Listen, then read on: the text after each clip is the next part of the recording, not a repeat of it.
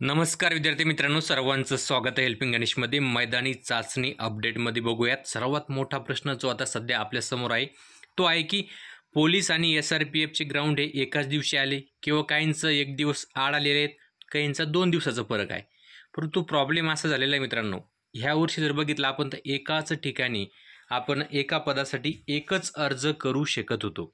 म्हणजे SRPFला एक, पोलीस शिपाई पदासाठी एक, पोलीस चालक पदासाठी एक, बॅट्समनसाठी एक आणि त्याच्यानंतर मित्रांनो कारागृह शिपाईसाठी एक, अशा प्रकारे आपण अर्ज करू शकत होतो. परंतु काहींचं वय जास्त झालं, त्यांना SRPFचा चान्स नाही आहे. बॅट्समनचं त्याच्यानं ज्यांना वाद्य वाजवल्यात नाही त्यांना बॅट्समनचा चान्स नाही आहे. मुख्यतः 3च चान्स होते, त्याच्यामध्ये पोलीस शिपाई, त्याच्यानंतर चालक आणि कारागृह. आणि आता काय झालं आहे, विषय असा झाला आहे की काही जणांचं SRPF आणि सोबतच मित्रांनो त्या ठिकाणी पोलीस शिपायाचं ग्राउंड हे एका दिवशी किंवा काहींचं 20 जूनला जर पोलीस आलं आहे तर 21 जूनला लगेच मित्रांनो त्या ठिकाणी SRPF आलं आहे. आणि त्या 2 घटकांचं अंतर खूप मोठं आहे की त्याच्यामध्ये जवळपास 400-500 किलोमीटरचा प्रवास हे शक्यच नाही आहे. का गोष्टी त्याच्यामुळं सरकारनं ह्या गोष्टीकडे लक्ष देणं खूप महत्त्वाचं आहे.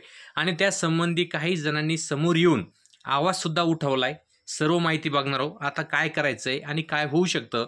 तर बघायला गेलो तर ही बातमी आपण TV9 मराठीला बघितली असेल आज, की आमदार रोहित पवार यांची राज्य सरकारला विनंती केली की पोलीस आणि SRPF भरतीतील मैदानी परीक्षेच्या तारखा एकाच दिवशी आल्यामुळं त्या तारखा बदलाव्यात, अशा प्रकारची मागणी केलेली आहे. ही आपण बघू शकताय. त्याच्यामध्ये पोलीस आणि SRPF भरतीतील मैदानी परीक्षेच्या तारखा एकाच दिवशी आलेल्या आहेत आणि तारखा एकाच दिवशी आल्याने लाखो विद्यार्थी चिंतेत आहेत, असं प्रकारचं रोहित पवार यांनी सांगितलंय. आणि त्याच्यामुळं जर बघायला गेलो मित्रांनो, त्याच्यानंतर एक आमदार आहे आपले सोलापूर शहर उत्तरेचे विजय देशमुख यांनी सुद्धा देवेंद्रजी फडणवीस यांना सुद्धा पत्र लिहिलंय आणि त्यामध्ये सांगितलं की शासनाकडून पोलीस भरती व अन्य पदासाठी पोलीस भरती करणाऱ्या विद्यार्थ्यांच्या ग्राउंडची तारीख एकाच दिवसाच्या फरकाने 3 वेगवेगळ्या घटकांमध्ये आलेली असून सदर एकाच दिवसामध्ये वेगवेगळ्या जिल्ह्यांमध्ये ग्राउंडसाठी जाणे अशक्य आहे. तसेच सदर विद्यार्थी हे पोलीस शिपाई, SRPF ग्रुप व वाहन चालक या पदासाठी अर्ज केले आहेत, तेव्हा ग्राउंडची तारीख बदलून मिळणे कामी भरती करणाऱ्या विद्यार्थ्यांनी माझ्याकडे विनंती केली आहे. तरी भरती करणाऱ्या विद्यार्थ्यांचे स्वयंस्पष्ट निवेदन सोबत सादर करण्यात येत असून त्यांच्या निवेदनातील मागणीप्रमाणे ग्राउंडची तारीख बदलून मिळणे कामी सहकार्य व्हावे ही विनंती, अशा प्रकारची मागणी आता जोर धरू लागली आहे मित्रांनो. तर हे बरोबर आहे ना, कारण आता एकच फॉर्म आणि त्याच्यासुद्धा जर तुम्ही 4-4 किंवा 2-2 घटकांच्या तारखा एका दिवशी देत आहे, म्हणजे एक पोलीस शिपाईची त्याच्यानंतर SRPFची, असं कसं शक्य होणार आहे.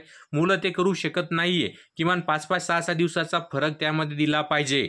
आणि ही मागणी रास्त मागणी आहे, कारण तुम्ही चान्स तर आधी आमच्या अगोदर कमी केलेले आहेत आणि आता त्याच्यामध्ये जर हे तुम्ही कमी करत, हे आता हे मुले ऐकून घेणार नाहीये. सर्वच मित्रांनो जर बघायला गेलो तर मान्य, समजा एक फॉर्मची अट टाकली सर्वांसाठी होती, मान्य, काही अडचण नाही. परंतु आता ह्या गोष्टीचा अन्याय होतोय की SRPF आणि पोलीसचं 1-2 दिवसाचा फरक येतो, काहींचं एकाच दिवशी येतोय. काहींनी सिंधुदुर्गला फॉर्म भरलाय पोलीसला, त्यांचा समजा 21ला ग्राउंड आलंय आणि लगेच 22ला नागपूरला भरलेला फॉर्म SRPFला, तर नागपूरला आला. कसा जाणार तो मुलगा?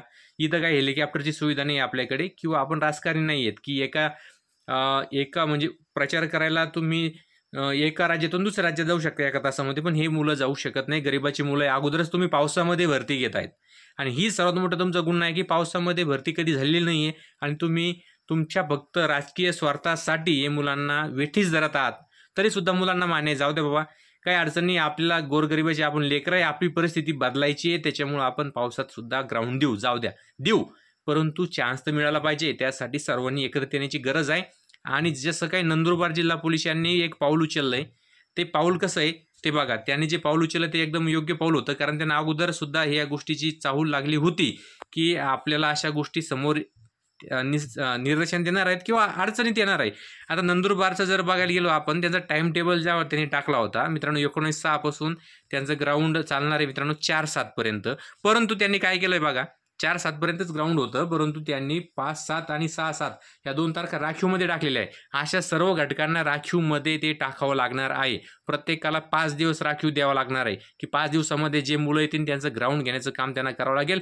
मान्य आहे की तुम्ही हॉल तिकीट मुलांचे चेक करून घ्या, SRPFची तारीख कधी आली होती, बँड्समनची कधी आली किंवा पोलीस शिपाईची केव्हा आली होती, तो ग्राउंड देऊन कुठून आला, चेक करू शकता, काही अडचण नाही. ज्यांचा 2-3 दिवसाचा फरक आहे त्यांना ग्राउंडला चान्स जरूर दिला पाहिजे, कारण पूर्ण महाराष्ट्रभरामध्ये कानाकोपऱ्यात मुलं फिरत असतात. या कोपऱ्यातून त्या कोपऱ्यात जायला जवळपास 800 किलोमीटर अंतर आहे, तर 800 किलोमीटर अंतर पार करायला त्याच्याकडे सुविधा नाही आहेत. पावसाळ्याचे दिवस आहेत, कुठेही सुद्धा पूर येऊ शकतो, काही गोष्टी घडू शकतात.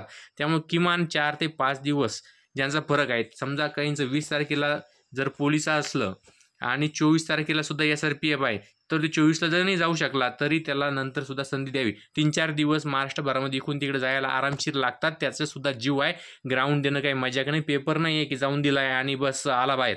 तसं नाही, इथं पूर्ण ताकदीनं उतरावं लागणार आहे. परत प्रवास करून त्याला जावं लागणार आहे. मला सांगा, तुम्ही काय सुविधा केली मुलांची पूर्ण पावसाळ्यामध्ये? ते कुठे जेवणार, खावणार, कुठे झोपणार?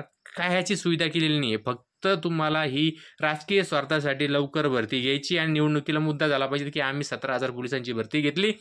अशा प्रकारे आमचं काम आहे. मागं सुद्धा आम्ही 18,000ची घेतली. 2 वर्षामध्ये 35,000 पोलीस दिले. गोरगरिबाची मुलं लावले. परंतु मित्रांनो, हे जे राजकारणी त्यांच्या स्वार्थासाठी आपला जीव धोक्यात घालत आहेत. त्याच्यामुळं आपण ऐकून घ्यायचं नाही. अन्याय सहन अजिबात करायचा नाही मित्रांनो, लक्षात घ्या. अन्याय सहन करायचा नाही, याच्यासाठी आपण आवाज उठवणारच आहोत. त्यामुळं काळजी करण्याचं काहीही कारण नाही. आता जे काही रोहित पवार असेल, त्याच्यानंतर जे काही आमदार आहेत, तुम्ही सुद्धा तुमच्या जवळचे आमदार, मंत्री, खासदार कोणी असेल ओळखीचा, त्यांना पकडा, त्यांना सांगा, त्यांना समजून सांगा कोणती परिस्थिती आहे आणि निश्चित त्याच्यावर मार्ग आपण काढणार आहोत. त्यामुळं अडचणीचं काही गरज नाही आहे. टेन्शन घेऊ नका. बिंदास ग्राउंड द्या. पहिलं जे ग्राउंड येईल तुमचं, जा पूर्ण ताकदीनं ग्राउंड मारायचं मित्रांनो.